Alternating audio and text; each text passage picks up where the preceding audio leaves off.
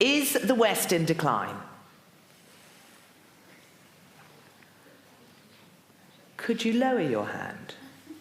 Is the West not in decline? Okay, for those of us who aren't in the room, I would say it was about, what, 10% don't think it's in decline? I'm used to being in the minority of one. I don't mind. If you could control things, would you want every other nation to become as wealthy as the West? Would you want them to become as democratic as the West? Yanis? Oh, me? Why not? Well, allow me to answer by means of an example, which touches upon something Konstantin said. That, you know, the riffraff out there, outside the West, are dying to come to our shores, and therefore it means that we're civilized and we're better. Well, take the Democratic Republic of Congo. The King of Belgium created a slave colony there for 30 years, then it was taken over by the state of Belgium for 40 years. Then, as they were gaining independence, the CIA murdered their first president. And now today, Glencore, one of our great corporations, is mining all sorts of cobalt derivatives and so on, giving zero to the people of the Republic of Congo. I'd like to live in a West which is not a parasite on people that it then denigrates by saying that you are the riffraff and you want to come to a beautiful garden and this is why, you know, and therefore our dream is to stop you from coming, which is your dream. Okay, no, but in a way...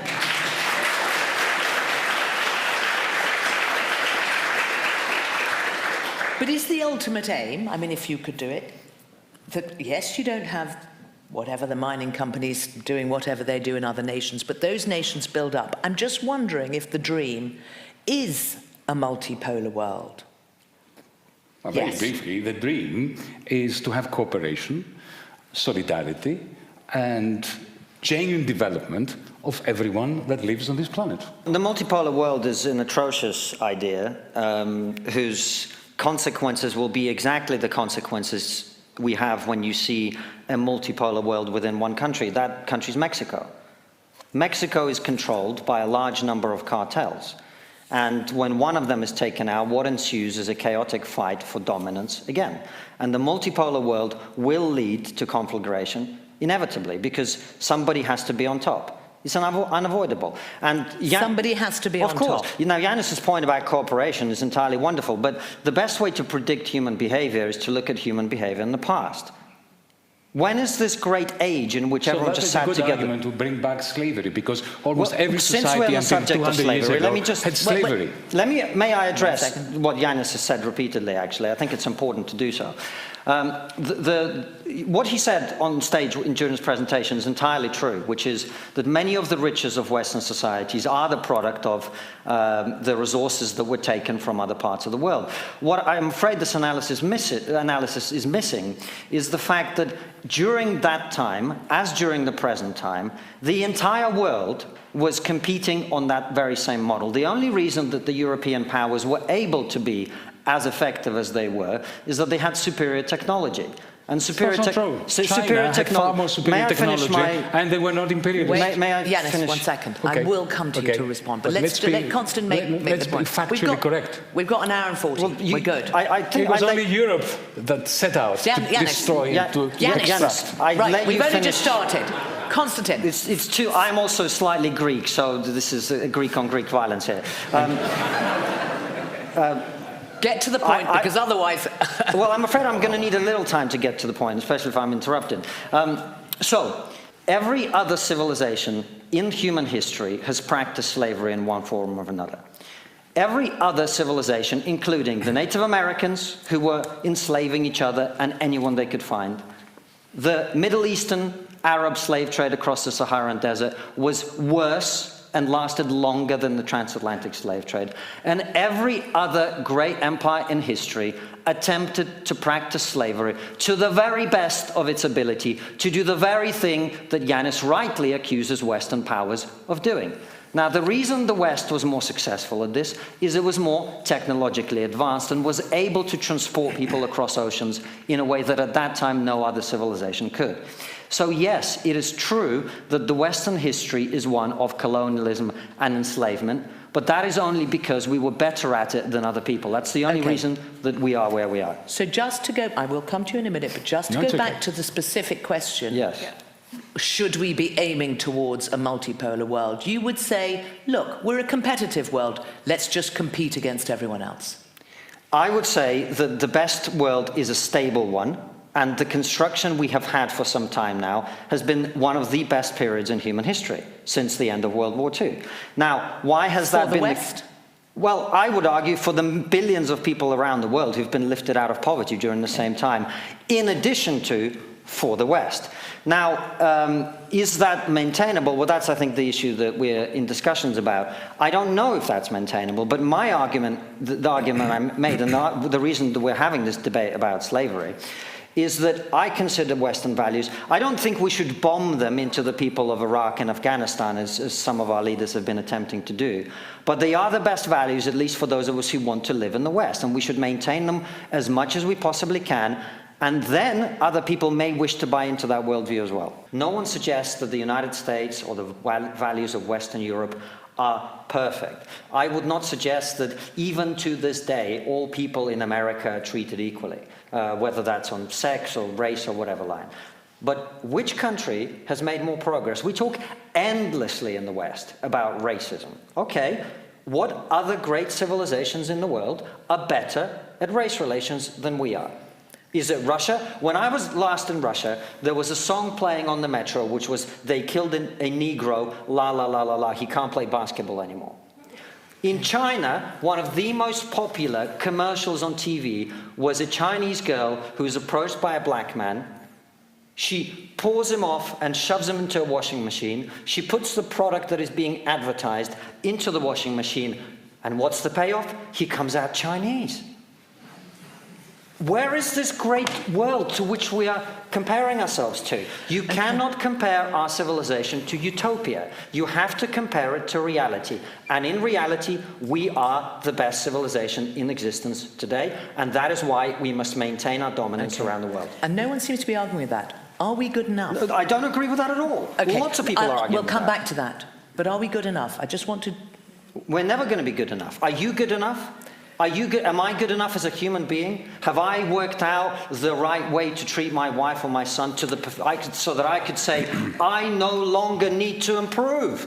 I am this perfect person. Okay. Is there any human being in the world who's not a psychopath who can make that claim? No. So why should we expect our civilization to be perfect? We should only expect it to be as perfect as it possibly can be and better than others. That's all that there is.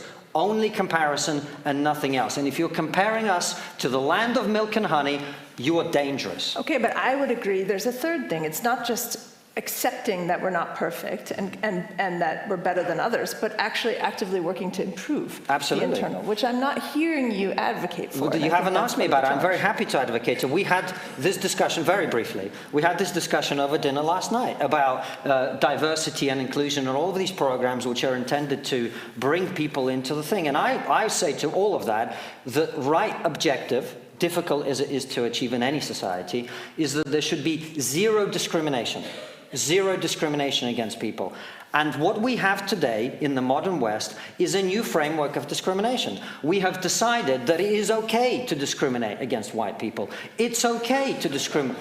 Oh, you laugh. Well, let me give you some statistics. Fantastic, I enjoy that. Well, before you give us some statistics. No, let me give some statistics. You can come back if you are Jewish or Asian or white, it is much harder for you to get into an American university because all of those groups are widely discriminated against in that society. That's simply untrue. That is factually correct. That is simply untrue. For the same SAT score, you are much less likely to get in. The BBC has whole realms of jobs that are not available to white people. There are internships that prohibit white people from applying. Now, I don't regard myself as white. I'm a first-generation Russian, Ukrainian, Greek, Jewish immigrant. I hate this stuff, and I hate it because it unfairly privileges people who do not deserve the privilege. What we should be doing is eliminating discrimination, not introducing new types of discrimination. I'd like to make a couple of points. One concerns this. Look, as an educator, many a time, in a class, there would be young people who, because of their disadvantaged background, needed more of my attention. Okay? Because of their disadvantaged background, they didn't have the same tools that other kids did. Now, I gave them more attention, which meant, because it's a zero-sum game, there are a fixed number of hours every day, that attention, extra attention, I didn't give to other kids that were advantaged or coming from the advantage. To call this discrimination, because I didn't make my time available equally to everyone, is to miss out on the fact that in order to bring about meritocracy, in order to bring out the talents of the disadvantaged kids, and of course, disadvantage is highly correlated with gender, with races, with race, with ethnic background. To call this discriminatory in the pursuit of meritocracy is essentially to fly in the face of the facts. The second point I wanted to make... very briefly, I did not. Okay, you can come. I did not call that discrimination. Well, I was talking about admission.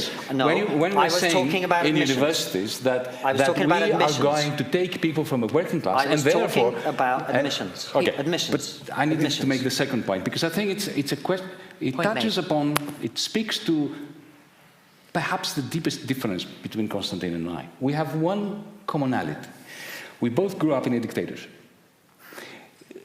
But a very different kind of dictatorship. He grew up in the Soviet Union. I grew up in a Greek fascist dictatorship under NATO. And I'm saying this because you have a tendency to think in terms of us, the West, versus them. And them being the East, being the uncivilized Chinese, or the homicidal Russians, or the Africans, or who are trying to, to come to our shores. Because of my background, I have a very different tendency. You see, we were, in Greece, when I was growing up, part of the West. We were part of the Council of Europe. We were part of NATO. And yet, the secret police broke down our door and abducted my father, and we lived in terror of a fascist dictatorship. So I know how to not see the world in us versus them. I can see, interestingly, my father, the same father, when the dictatorship fell, instructed me in no uncertain terms that I should study in Britain so that I wouldn't have to face the secret police. So I can relate to the importance and cherish the importance of Western values, while at the same time recognizing the dialectical relationship. It is the terror that the West has unleashed on so many other societies that has created existentialist threats for the United States, for us. So let us, just for a moment, consider the possibility that this us versus them, the West versus the rest, is the root problem which essentially condemns the West to the decline of the values, which may end up with a bang, not a whimper. The prospect of humanity depends on not going down Konstantin's way of maintaining a unipolar world. A unipolar world is toxic. It is quick marching us to extinction for two reasons. One I mentioned already, but I'll mention it once more because we didn't discuss it sufficiently. I kept bringing it back, but it was disappearing.